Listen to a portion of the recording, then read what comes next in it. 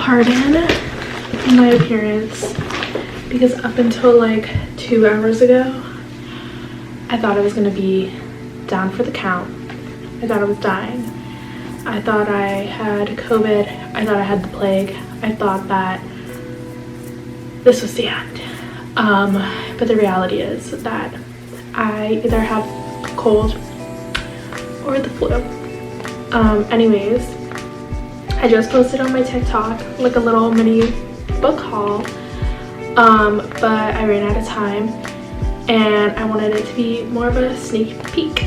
But that being said, this video is going to be a vintage art book haul with some like 3 books that are not in those categories, but there are so many books. I will lift up just one pile for you to see. So right now I am at my parents' house, and so I'm not in my New York apartment. I just came for the week to recover before Halloween weekend, and at the local library they were having a book sale where on the last day you could fill up a tote bag with books. It would only be $5. So my stepmom and I went, and there were so many art books and really cool vintage books, and yeah, there was just everything. So I decided, why not do a haul for you, because I think that we need to connect again, and what better way to do that than a book haul. I'm going to start with the book that's right in front of me. It's quite a biggie. She's a little rough around the edges, but it is The Century of Impressionists by Raymond Cogniet. So this is an art book. I'm going to show you the cover without this. It's a red book, and it looks like this. And I really like the look of Impressionist paintings, as most people do. So I really wanted some reference books as well. More than like a coffee table book, I wanted references for when I am doodling or wanting to paint or something. Not saying I'm anywhere as good as an Impressionist, but I just wanted some inspo without going to Pinterest. So I thought that this one was really cool because I really like the art styles, and there's captions or didactics obviously, and little descriptions and words about the different artists and the art styles. Maybe I should read something out loud to you. Look at all these flowers. One of my old vlogs, you can go look for it. It's the Amsterdam vlog. I'm pretty sure I vlogged being in the Van Gogh Museum in Amsterdam. Against all expectations, Impressionism fairly soon mustered supporters in the circles that seemed like least likely to welcome it. And if it is paradoxical that Renoir's first success stemmed from the right-thinking Parisian bourgeoisie, it is still more astonishing to find the new ideas adapted by artists who at the same time were currying official favor and latter became part of the Institute. The Salon des Artistes Français was obstinate in refusing the work sent in by Manet, Renoir, and Cezanne, but it was soon contaminated in spite of itself. Next, this was in my TikTok. This is a vintage book. It's The Plague by Albert Camus. And it's quite pretty. It has some stains, but it's like a really pretty green color. I read The Fall by Albert Camus. Somebody down below roast me so that I learned how to say it. But it's from the Modern Library. On the inside, I'll go through it. So here, to be gentle with her, I want to see. Oh, this is the first printing of the book. The unusual events described in this chronicle occurred in 1940 at Oran.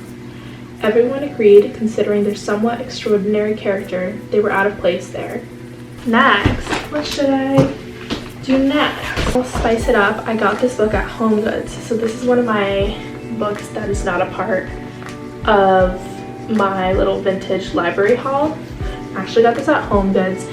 I saw it because I liked the cover, and then I realized it's Hermes, and then I thought it was an Hermes notebook, so I got really excited because I was like, what is that doing in Home Goods? But no, it is a book. So it's Hermes, Straight from the Horse's Mouth. Most of these books I'm gonna leave here at my parents' house, but this one's coming with me back to the city because I thought it was cool. So it's red on the inside. It has all of these cool illustrations. But yeah, I'll read you the back. How about that? From the late 19th century to the present day, the story of a house of exceptional craftsmanship unfolds page after page to reveal a moving human adventure and family odyssey by Luke Sherban, illustrated by Alice Sherman. And there's a little Birkin on the front. So this next book is also an art book. It's Glenn Boyd's Hearts, Venice. And I picked this one because I thought that it was very bright and fun. And while I love the Impressionist and that style of art, I wanted something also a little bit more bright and lively, especially because I'm starting to use paint markers, and so I feel like this would be so much fun. But this is the actual cover, the hardcover, and this is what this looks like. Ooh, there's a note. Hold on. This is one of the library books. Oh wow, so this I got, there's a note from Waterstone, which is a British, like Barnes & Noble. I'm pretty sure. Yeah, because this is in Bath. It says, these books are only part of your total order. We're sending them to you now for reasons of speed and convenience. The remainder will follow as soon as possible. The postal charges will not total more than if had all shipped all of your orders together. Thank you, Waterstones, for sending this book to my local library. Isn't that so pretty? Another Impressionist book. A Day in the Country, Impressionism and the French Landscape. Again, this is doubles as a reference book and a coffee table book with a lot of paintings. Look at that, so pretty. But I was like, how could I not? How could I not? I'm here to learn. I'm on this earth to learn. Words. More. Who should we do next? I'm gonna leave my favorite find for last. So I'm gonna do this one. This is Boss Bitch. Oh well. It's too shiny, I can't show it. Oh my god. But it's a bright yellow book. Over this way, sorry. Anyways, my stepmom was like, you should get it. Think about your career. And I said, okay. New York Times bestselling author Nicole Lapin is back with a sassy and actionable guide empowering women to be the boss of their own lives and careers. So I'm now gonna be a boss babe. This is not an art book or a vintage book. It's called Toujours Provence by Peter Mayle or Mailey. This is the cover. Stop reflecting. And I got this book, it was in the art book section, but and this is what the book looks like. But I got this book because it was kind of block the light, whatever. I guess you'll never get to see the cover. Tried to block the what? I got this book, it was in the art section. I got it because it was talking about life in Provence, and I thought that it would be interesting to read. Another vintage find. This is a Charles Dickens Christmas book, and I thought it was really pretty.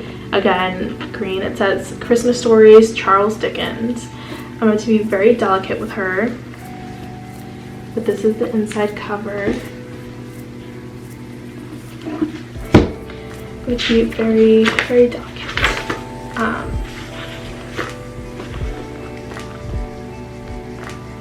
And this was published in 1946.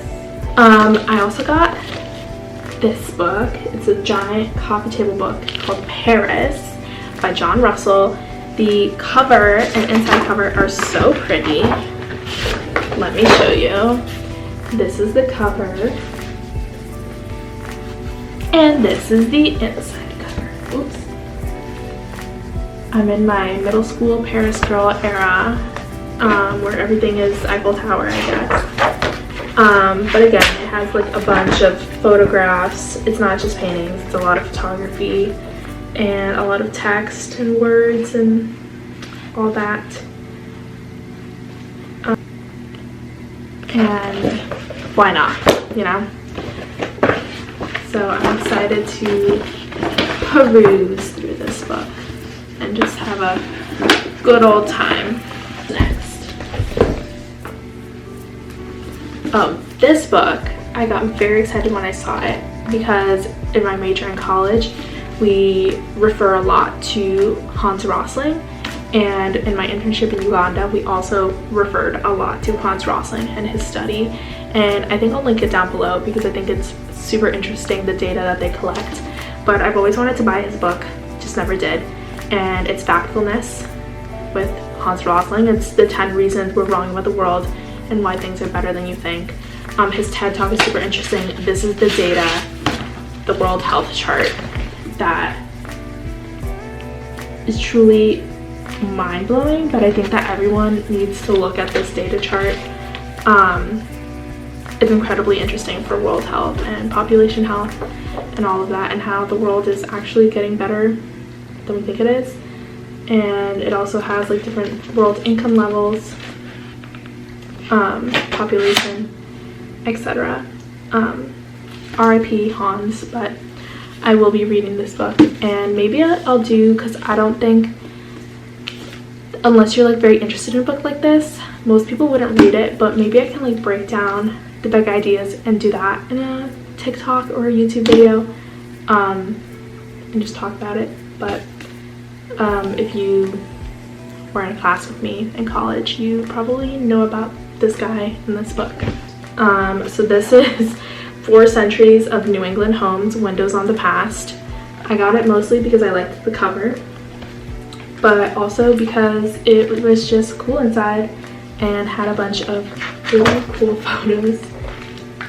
And it's mostly like old,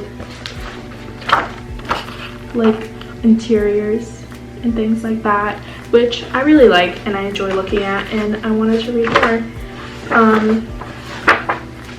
So I'm sure like being in these actual rooms is stuffy as hell, but why not learn more, you know? Learn more about that stuffy, waspy aesthetic. We're almost done here, but when I saw this book, I was like, must get. A lot of what they had were like Western books and art books and reference books and cultural books, etc. So when I saw this, I was like, I have to get it because it's stunning. Like, this is it with plastic. Literally stunning. And also because I want to know more about people who aren't European or North American, you know? So yeah, this is the interior. And it's basically like a cultural art and history book, and so it has like from all of the ages. Like I'm looking at the Golden Age, which was the Tang Dynasty, classical literature, great novels of China, the White Pagoda, like so much to look through and read.